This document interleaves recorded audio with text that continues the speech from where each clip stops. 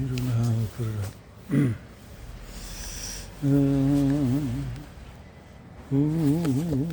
인생이란 무언가?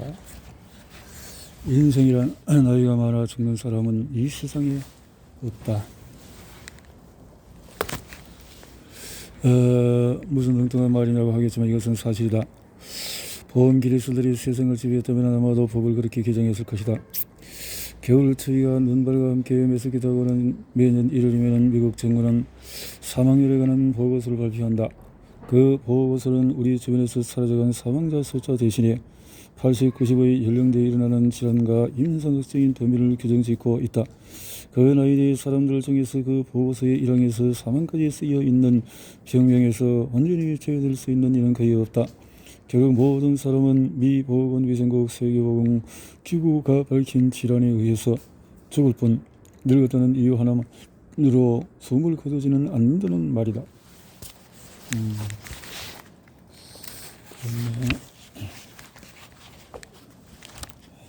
그렇네. 정해진 대로 35년간 일해오면서 나는 결코 한 번도 사망진단서에 노령이라는 단어를 올리지 않았다.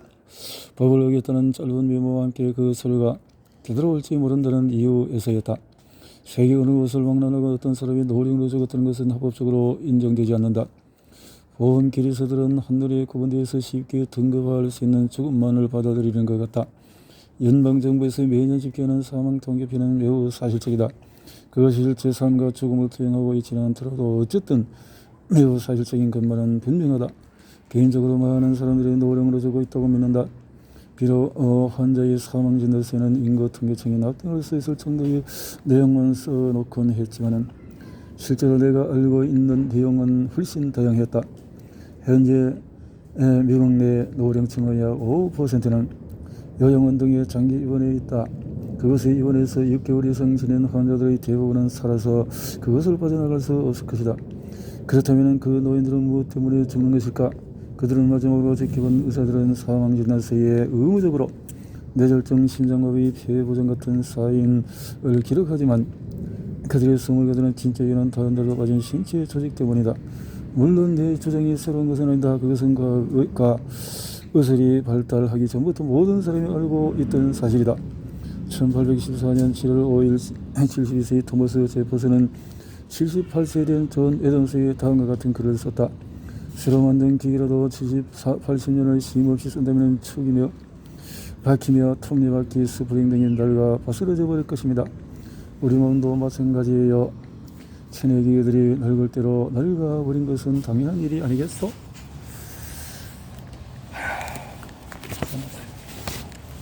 이제 곧 떨어져 나가버릴 것들이긴 하지만 그래도 우리는 마지막 순간까지 그것들을 어떻게든 고쳐보려고 애쓰죠.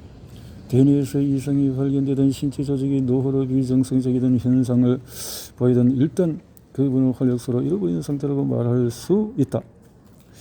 인생을 어느 정도 의식할 수 있는 나이가 되자 노령으로 인해 차츰 죽어가는 한 사람을 나는 오랫동안 지켜보았다. 그분은 바로 내 할머니다. 우리 3대 할머니, 결혼 안 한 이모 로즈, 그리고 부모님 모두 6 식구였다. 50년 전만 해도 이렇게 피치 못할 나는 셋집에서 한 블록가량 떨어진 고등학교를 다녔으며 대학까지도 그곳에서 더불어 20여 번 걸어 다녔다. 매일 아침 나는 할머니가 끓여준 샌드위치와 사과, 갈색 봉투로 책을 끌어안고 언덕 위에서 나무에서 떨어진 학교를 집을 나서곤 했다. 매일 이른 새벽에는 어김없이 로즈 이모와 아버지는 맨하튼의 의류 제정 공장이 밀집해 있는 철근으로 위에서 지하철역으로 달려갔다.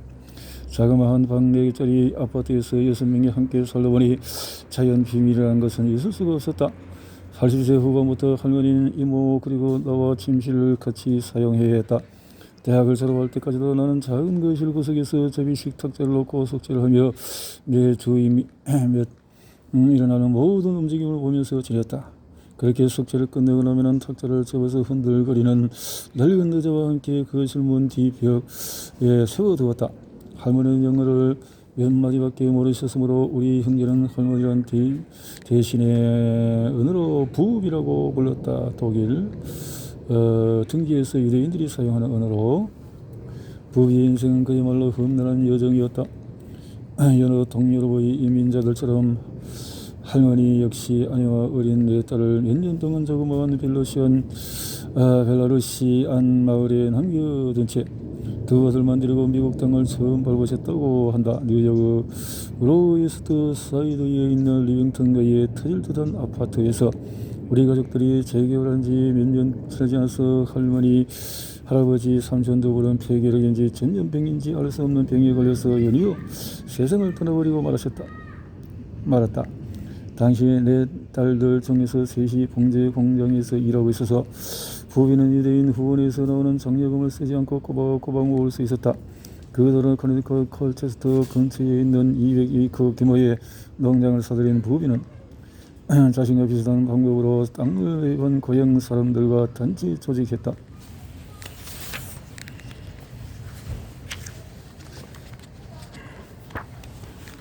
키가 148cm밖에 안 되는 강철 여인은 척박한 땅과 객심한 노동으로 애써 깊은 고통을 겪어야 했다.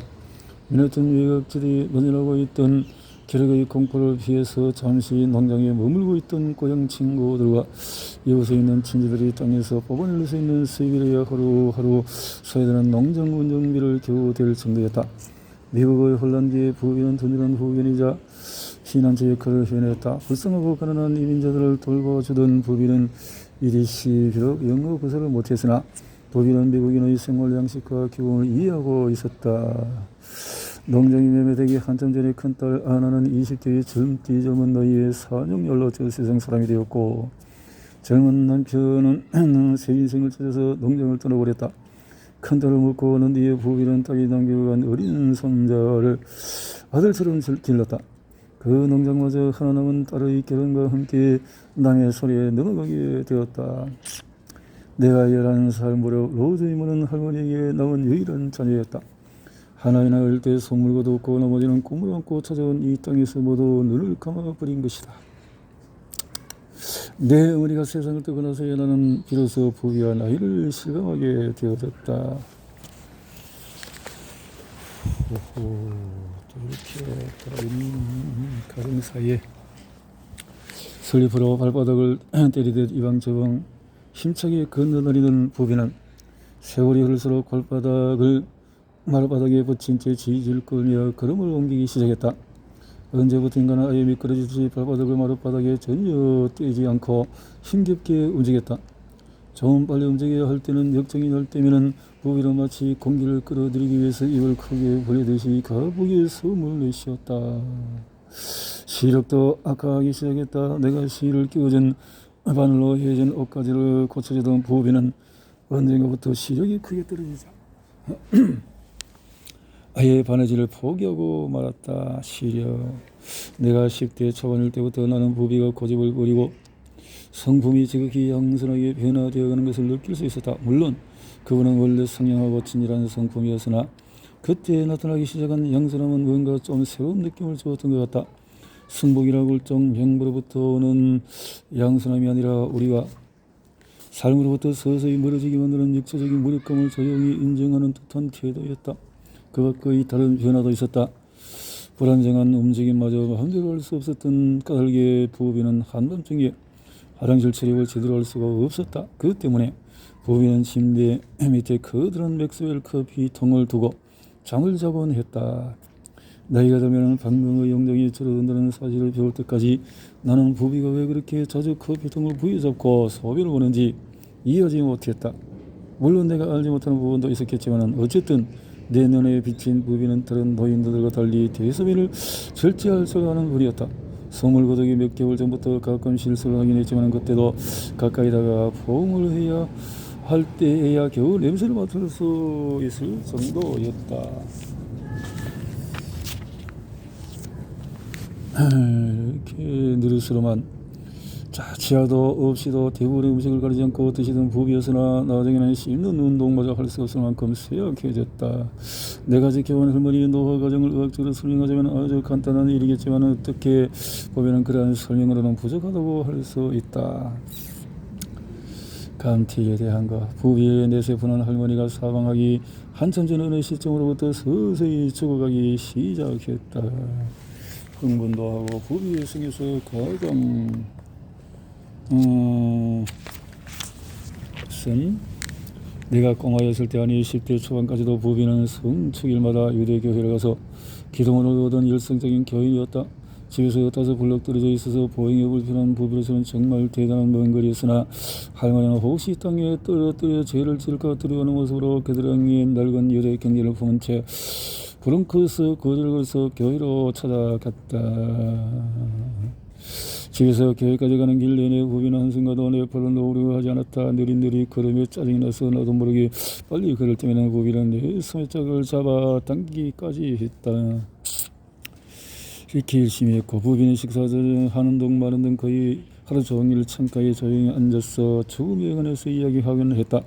그렇다고 특별한 질환의 증세가 나타난 것도 아니었다. 그러나 의사가 부비를 진찰을 했다면 분명히 만성 심장질환과 동맥경화 증세를 지적하면서 몇 가지 강심제를 처방해 주었을 것이다.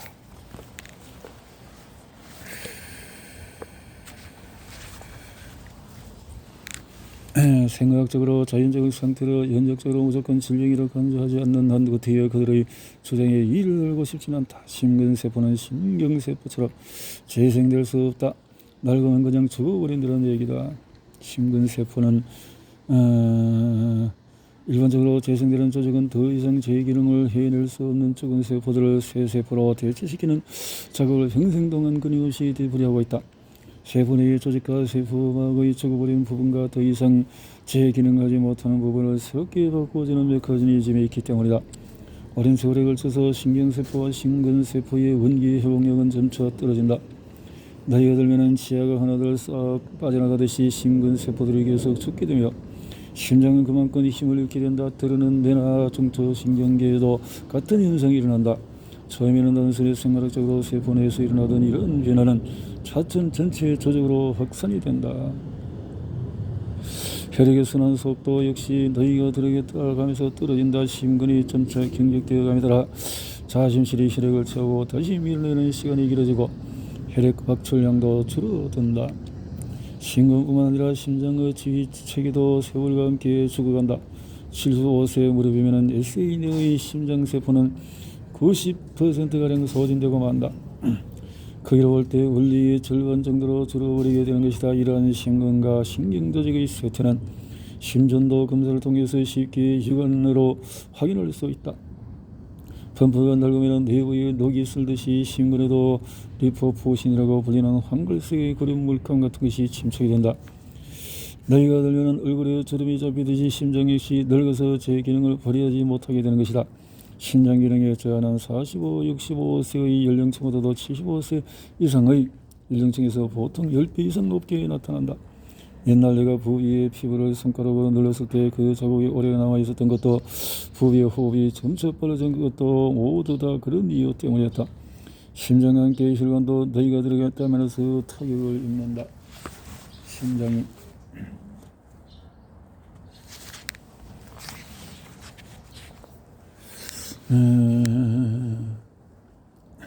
콜레스테롤, 흡연, 당뇨병 등 특별한 요인이 없다고 하더라도 동맥의 벽은 몇십 년을 두고 점차적으로 아데노마로 인해 좁혀진 것이다.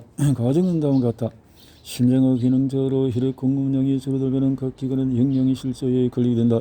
예를 들어서 신장으로 들어가는 혈액량은 40대 이후에 매 10년마다 10%씩 감소된다. 물론 저희는 심장의 박출량 감소와 좁아진 혈관이 있지만 어쨌든 이런 요인들은 신장 자체의 노화를 촉진시킨다. 40세에서 80세에 이르는 동안에 정상 신장은 총 정량의 20%가량을 잃어버리고 남아있는 조직도 힘을 잃게 된다.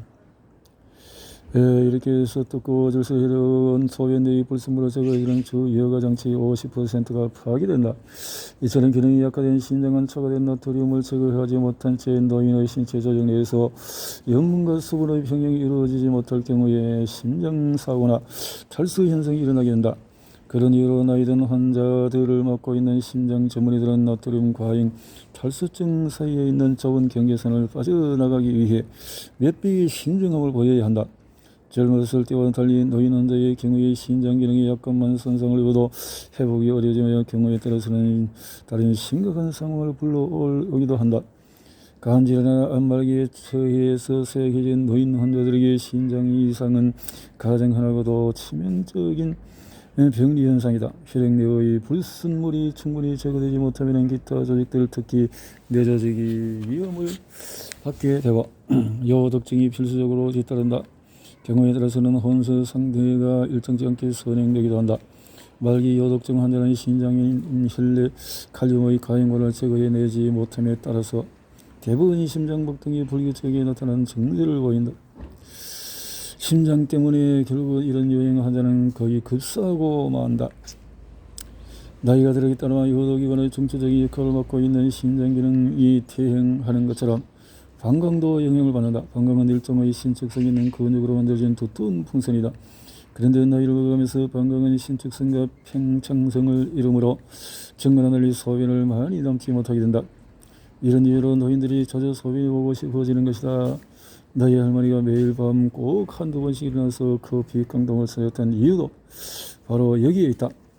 또한 노령은 방광 근육과 소변이 새어나오지 못하게 하는 일종의 셔터 메커니즘 사이의 조화를 깨어버린다. 이 때문에 일부 노인들 전립선 이상이나 정신에 이상이 있는 사람일수록 더욱 심하다. 방광의 소변 조절 기능에 곤란을 겪게 된다. 이러한 방광의 조절 능력 상실은 노쇠한 환자들에게도 최대의 적인 요도 감염에 주된 원인이다. 심근세포처럼 뇌세포도 재생되지 않는다. 수십 년을 걸쳐서 수많은 뇌세포가 죽어가지만 그래도 뇌는 존재한다. 고비의 현미경으로 찾아낼 수 있는 구조들이 죽을 때마다 다양한 구성 요소들이 그 기능을 대신해주기 때문이다. 세포학자들은 그것을 오르가넬 세포기관, 엔자임 효소, 미토콘드리아 같은 난해한 용어들을 표현하지만 간단히 말하면 자동차 인질의 고장이 나거나 기능이 떨어지면 즉시 부품을 교환해 주어야 하듯이 인체의 경우도 마찬가지라는 것이다. 교체 장치에는 세포 내 분자 구조에 도움이 필요하다. 세포 노화. 50세 이후가 되면 뇌는 매 10년마다 전체 무게의 2%가 줄어든다고 한다. 이 계산대로라면 97세로 세상을 들었던 부비의 뇌는 처음 이 나라에 도착했을 때보다도 10%나 무게가 줄어들었다는 계산이 나온다. 현미경을 통해서 보면 노화에 따른 뇌의 변화가 더욱 뚜렷하게 나타난다. 노인들의 갑작스러운 절단한 의식불명은 앞서 설명한 대로 신경세포가 재생되고 교체되지 못해서 일어나는 수적 감소에 기인한다. 뇌피질 내에서 일어난 이러한 현상은 대단히 표본적인 것이다. 전두부에서 운동 능력을 담당하고 있는 부분은 신경세포의 20에서 50%를 잃어버리고 뒤편시신경 쪽은 약 50%. 흥미를 끌만한 최근의 연구 자료를 보면 뇌의 성장이 끝나도 뇌피질 중에서 어느 신경세포는 더 원석해지는 경향이 있어서 사고를 많이 할수록 그 부분이 발달한다는 이론도 있다. 발달한다. 발달하는 것은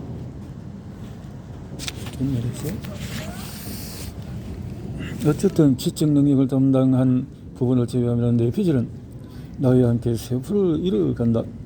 기능면에서 현저한 둔화 현상이 나타날 때 혈액 공급에도 이상이 생기면 뇌는 극히 위험한 상태에 빠지게 된다. 뇌졸중으로 죽은 사람의 사망 진단서를 보면 사인란에 뇌맥관성 이상이라든가 뇌혈전증이라는 병명이 기재되고 있으나 그런 학술 연구보다 더 의미 있는 것은 연령란에 기재된 숫자일 것이다. 거의 예외 없이 그 수치는 대단히 높게 나타난다. 남녀 구별 없이 75세를 넘긴 노인들에게는 55, 59세 사이의 연령층에서보다도 뇌졸중 사고율이 10배 이상 크다. 내 할머니의 사망진단서에 적힌 사인 역시 뇌맥관성 이상이었다. 뇌맥관성 이상. 이는 단순한 영어성의 문제도 아니며 실제로 CVA를 정말의 상태로 보는 시각과 그 자체를 사망 요인으로 보는 시각이 팽팽히 맞서고 있다.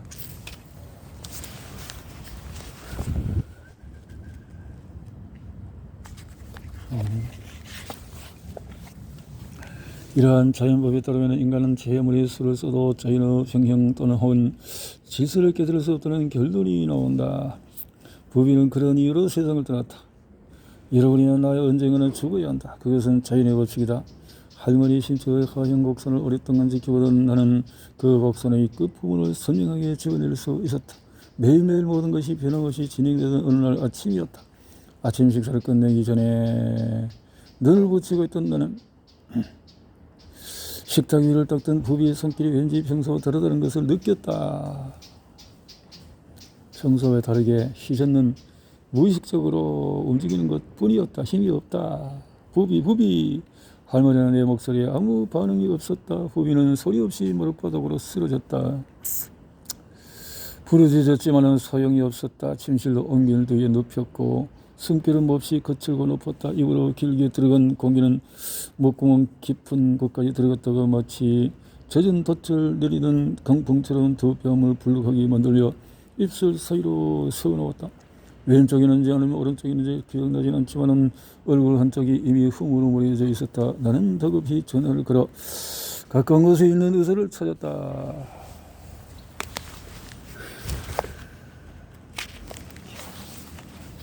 나게 부비는 의사를 촬영하듯이 선고된 사방위로 훌쩍 뛰어넘었다. 우리 역시 부비를 보내지 않으려고 안간 힘을 썼다. 우리는 내 침대에 누워있는 부비를 옮기지 않으려고 부비는 로즈이모와 함께 더블 침대를 사용했다. 그래서 거실을 열나흘 밤을 거실 소파에서 자야 했다. 부비가 쓰러지고 난 뒤에 48시간 동안 우리는 부비의 삶이 마감되어가는 과정을 가슴 아프게 지켜보았다. 면역 조직이란 우리 눈에 보이지 않는 힘으로 역시 눈에 보이지 않는 강력한 적들을 막아낼 수 있도록 해주는 무기다. 우리가 의식하지 못하고 있을 뿐 면역세포와 미분자들은 우리 일상의 환경과 그 환경에 부수된 여러 위험 인자들을 끊임없이 물려쳐주고 있는 것이다.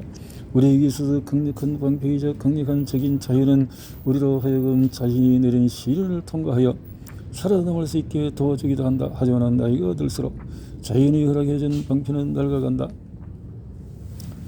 폐렴을 노인의 최대적이라고 했다. 폐렴은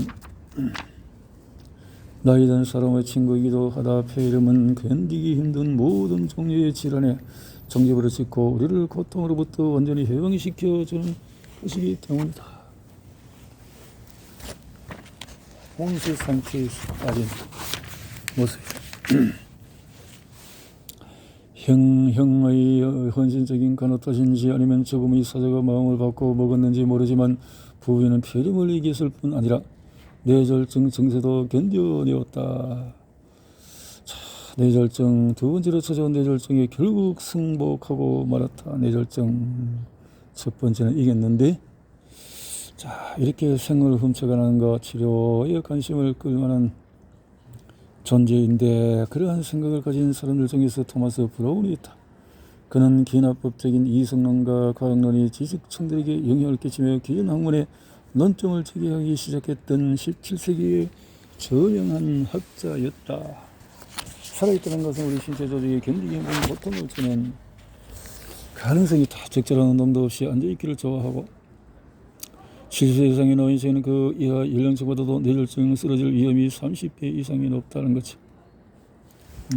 나머지 뇌출혈이 뇌졸중 원인의 25%를 차지하고 나머지는 혈관 배색증에 기인하고 있다 라는 거지. MAC 이렇게 흐르고 산소 부족으로 인한 타격이 적어서 외적 증상이 즉시 나타나지 않는다고 하더라도 시간과 발작 횟수가 쌓이게 되면 증세가 점진적으로 나타난다. 현기증이나 절도 등의 증상이 찾아올 때마다 노쇠해지고 대뇌 조직 내의 순환체계가 뒤틀린 사람들을 두고 오슬로는 성장할 때와 똑같이 오랜 시간을 두고 죽어간다고 표현했다. 뇌졸중, 현기증, 70세가 되면 이렇게 다발성 경색 치매 등등으로 뇌 경색 과정은 10년에 걸쳐서 진행되는데 경우에 따라서는 좀 더 오래 지속되기도 한다. 증세가 심할 때는 혼수 상태에 빠지기도 한다. 뇌조직의 생태 기능이 일부만 붕괴도 환자의 20%가 사망에 이른다. 법의 경우처럼 폐렴이 뒤따르기도 하고 폐렴균은 인체의 방어축에 약화되거나 마비되기만 기다렸다가 재빨리 모습을 드러낸다. 이렇게 폐렴균의 진격작전은 여기서 그치지 않는다. 허파를 폐혈증을 일으키고 뇌졸중의 특징은 폐렴, 심장마비, 산독증. 말기가 되면은 우리가 승리하는 인생을 영위하기 위해서는 인생의 양보다는 질을 추구해야 할 이유가 여기에 있다. 이렇게 사람이 쓰러져 간다는 거죠. 노인병학자들은 노력 여하에 따라 생을 연장시킬 수 있다고도 보기도 한다. 저는 이렇게 노인의 한 인생이 살아가서 가는 모습을 그렸는데요. 노인의 삶 인생이라는 것이